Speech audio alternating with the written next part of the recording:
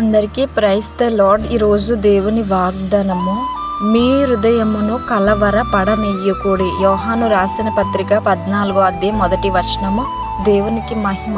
దేవుడు మనందరికీ ఇస్తున్న వాగ్దానము, మీ హృదయమును, నీ హృదయము కలవరపడుతుందా? దేని విషయంలో కలవరపడుతుంది? ఈ లోక పరిస్థితులను చూస్తే కలవరపడుతుందా? కుటుంబ పరిస్థితులను చూస్తే కలవరపడుతుందా?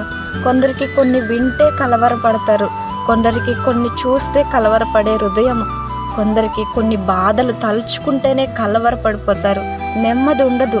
మరి అలాంటి హృదయంలో సంతోషం ఎక్కడుంటుంది? దేవుడు నీ హృదయాన్ని కలవరపడనియొద్దంటున్నాడు.